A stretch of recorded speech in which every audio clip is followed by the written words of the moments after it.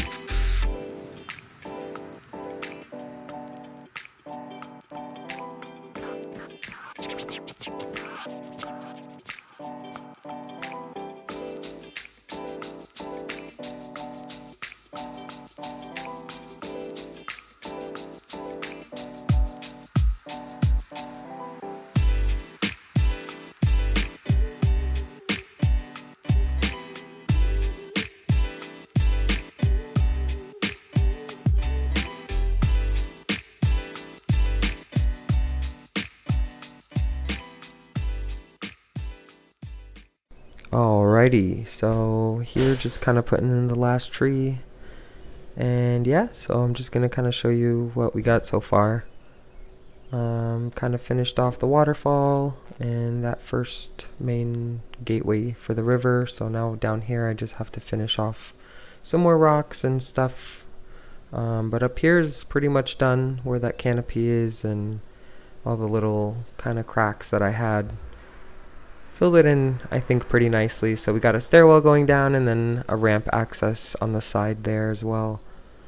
I don't unfortunately have any footage of this other bigger waterfall I created, but I'd say that's pretty good for now. So we'll just finish this off here. And yeah, I guess the main idea for this park is kind of making like a really realistic Disney, Universal kind of inspired theme park. Just really heavily themed areas and trying to use all the pieces that I've never really used before. So, and just the mechanics of the game are pretty awesome. Being able to expand and kind of shrink things down, and the path system is so much better. So, it's been kind of fun getting to learn in this little area of like how to do some new stuff. I also just really wanted to say that they did an awesome job with just the shading and the textures and everything, just making it really come to life and making it as realistic as possible while still giving you a fun game. So I really I spend too much time in this game, and I mean, it goes to show, but really put your mind to what you can build. You can really build anything here. But yeah, I'll just let you finish off this little time lapse, and then I'll be back at the end with the walkthrough, where I'll talk you through what we got going on and show you everything from a perspective of as if you were walking through yourself. So stay tuned for that at the end.